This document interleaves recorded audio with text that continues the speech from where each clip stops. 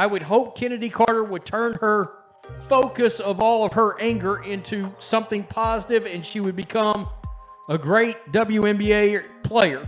But it doesn't look like that's going to happen this season. It looks like her conduct has gotten her booted out of the league, and she may not be officially blackballed, blacklisted, but it looks like she's blacklisted. You saw the shove that shocked the basketball world, but what is Chennedy Carter facing now? It's darker, deeper, and far more career-ending than anyone could have ever imagined. Teams didn't just ghost her, they made a decision that reveals a brutal truth about the future of women's basketball. Stick around, because what'll be revealed at the end might flip everything you thought you knew about second chances.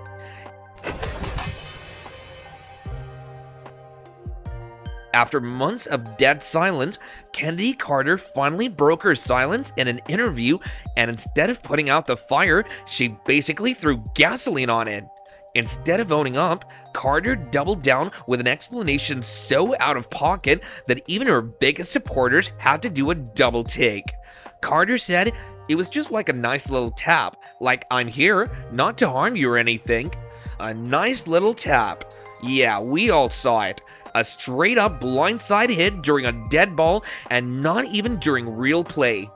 The gap between Carter's words and what the entire planet witnessed is wild. The footage tells no lies. Carter didn't bump into Caitlin Clark by accident. She walked up during a dead ball, said something slick, and body checked her like she was auditioning for WWE.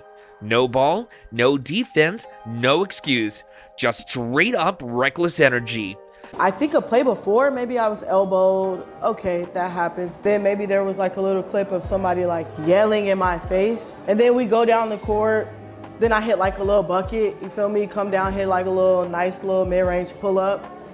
And then I just like, just give her like a little like, I'm here. It happens in basketball and like, it's just one of those things. But like, yeah, it's kind of what happened. Then it spiraled out of control. She kept trying to play it off, saying, that happens in basketball. It's a competitive thing. Let's be clear.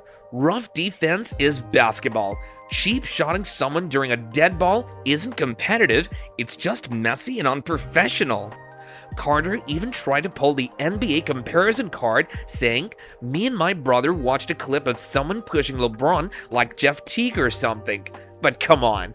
NBA shoves during heated gameplay aren't the same as charging someone during a dead ball with no play happening around. Context matters big time, and in the NBA, when someone crosses the line, fines and suspensions follow, no free passes.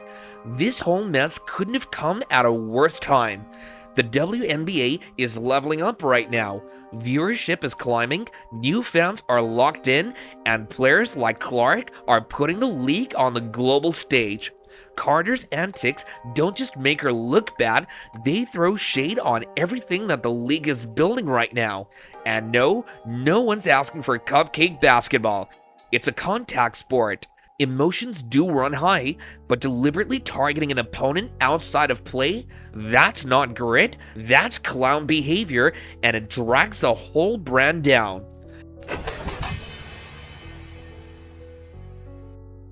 And now, the fallout is real. The consequences Carter refused to acknowledge are landing harder than any hit she threw. Despite all her elite scoring talent, not a single WNBA team is signing her. Front offices across the league are keeping it real quiet, and that silence speaks louder than any statement ever could. Let's keep it 100%. Carter's bag is legit. She's explosive off the dribble, creates her own shot, and can drop 17 to 19 points on any given night. In China, she was cooking defenders without breaking a sweat. Talent has never been the problem, yet here we are. Teams desperate for offense, the Aces, the Sky, even the brand new Valkyries are passing without hesitation. You know it's bad when expansion teams starting from scratch aren't even sending a text.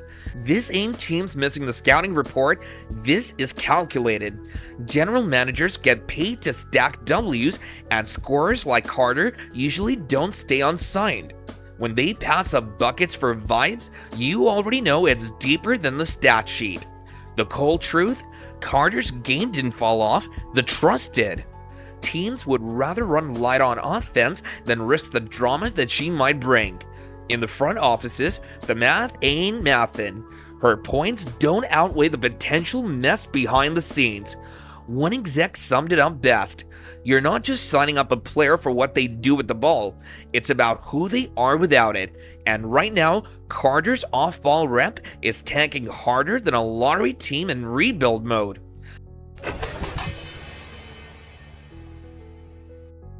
When that on-court incident with Clark made headlines, what's happening on Carter's phone screen might be even more damaging to her career prospects.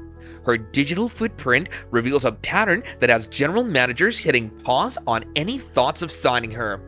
Remember that ESPN ranking that placed Angel Reese higher than Carter? Most players would use that quietly for motivation, grinding harder behind the scenes. Not Carter though. She went straight to social media, publicly questioning how her stats could be so high while her ranking lagged behind. Her post caused serious waves. How are my stats top 5 or top 10, but y'all had me ranked at number 25? Meanwhile, WNBA stars like Aja Wilson and Brianna Stewart were busy posting about team goals, charity work, and training highlights. Carter, on the other hand, was caught up in a ranking drama that screamed pettiness more than professionalism. To general managers, that wasn't just a bad look, it was a flashing neon sign saying, "Struggles with handling criticism." In a league where media attention is only growing, having a player who turns every slight into public drama is a hard no.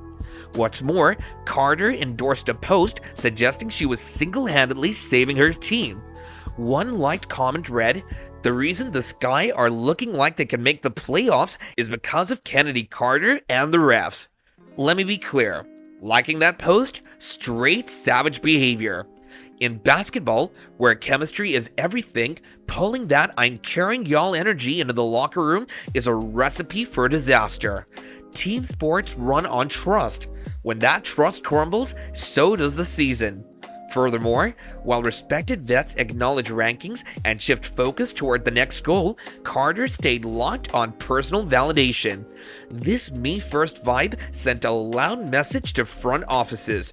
She's more worried about her brand than her team success. In today's WNBA, players aren't just ballers, they're full-on brand ambassadors. Every tweet, like, or story post shapes how franchises view them. Carter's posting grievances rather than good vibes only fueled doubts about her professionalism under pressure. Not only that, it's not about making players into corporate robots. Many WNBA players have fiery social media personalities while still showing maturity and leadership. Carter's issue? A pattern that puts individual beefs over collective goals. If Carter's talent gets her through the front door, what goes down behind those doors explains why teams are choosing peace over points. The locker room clash with Camila Cardoso wasn't just about two teammates barking at each other, it was a full-blown situation that had players literally pulling them apart. First rule of locker room code: don't turn practice drama into WWE episodes. After a tough toss, things exploded. Reports said Cardoso was trying to keep it low-key, telling someone to close the door to keep the mess inside. But Carter, unbothered by the eyes watching, still let it escalate. That alone, losing control with everyone present, spelled trouble for her case. Furthermore, this wasn't just a one-time slip-up either. It echoed a bigger pattern that's been following Carter from team to team. As a source said bluntly, this is why Michaela wanted out. It's why Marina Mabrey dipped too. That's not just smoke, it's a full-blown fire. Professional athletes don't just pack their bags and leave because of a little tension, they bounce when the vibe becomes toxic for real.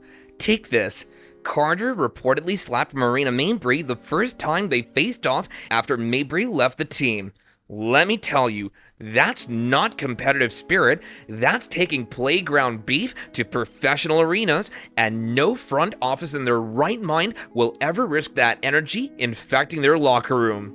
Additionally, it's not just about one loud argument or one wrong tweet. It's about building a winning culture, and Carter's history suggests she brings drama that undercuts that goal. When GMs do their background checks, they aren't just looking at stat lines, they call around, ask old coaches and teammates, and dig into how players really are when the cameras are off.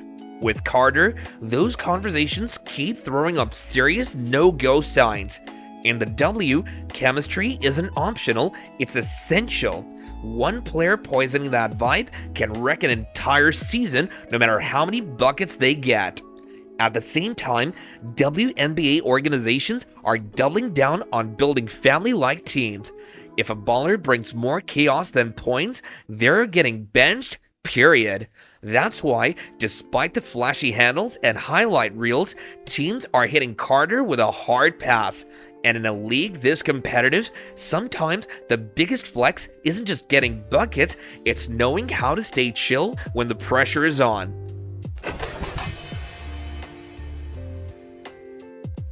What's particularly telling about Carter's recent interview isn't just her downplaying of the Clark incident, it's her whole attitude towards criticism. Instead of reflection, we got deflection. Instead of accountability, we got excuses. Furthermore, this pattern shows a serious disconnect that's hurting her chances with WNBA teams. Let's be clear now. She actually said, "I love it though. I love when it gets to it. I love the hate. I love it." Yep, those were her words. Feeding off controversy might work for superstars already cemented in the game, but for a player hustling to stay in the league, it's a straight-up recipe for disaster. Additionally, teams want more than highlights and flashy stats. They want professionals who recognize mistakes, own them, and bounce back stronger. The vibe that Carter's giving off isn't just risky, it's a threat to the culture that teams work so hard to build. One front office executive spilled the tea to me off the record. "We're building a program here, not just a roster. Players who can't acknowledge mistakes don't grow, and that energy spreads fast in a locker room." Make no mistake, that's why teams are swerving even when her talent is obvious. They're protecting their culture at all costs. In fact, real leadership in sports starts with accountability.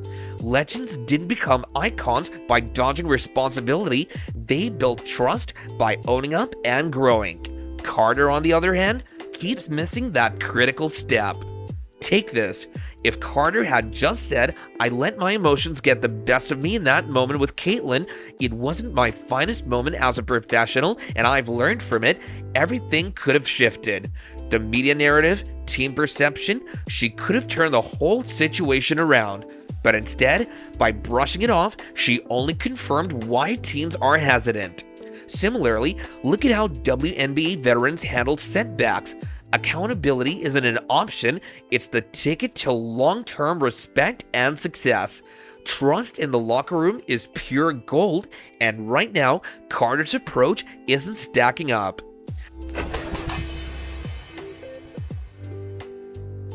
The drama with Chennedy Carter speaks volumes way beyond basketball. In the professional world, your skills might open doors, but your character decides if you stay in the room. Carter is learning this the hard way. With her insane skill set, she could have been a franchise cornerstone. However, due to her behavior on and off the court, teams are purposely passing her up. Meanwhile, her old teammates are locking down contracts, building their brands, and stacking wins. Carter, she's chilling on the sidelines while the opportunity bus drives right past her. Honestly, it's giving major FOMO vibes. As a result, WNBA front offices are making it crystal clear. This isn't about one bad moment or even a few tweets, it's about a pattern, It's about deciding that the points she could score aren't worth the chaos she could bring.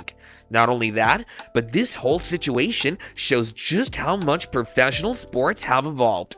Back in the day, teams might have taken the gamble, but now, with social media magnifying every move and team culture being everything, the stakes are way higher. Today, it's not just about who's got handles or can drain threes, it's about trust, chemistry, and knowing your teammates not going to blow up the squad's vibe over drama. Organizations aren't being petty, they're being strategic. Still though, Carter's road back isn't impossible, but it starts with a reality check.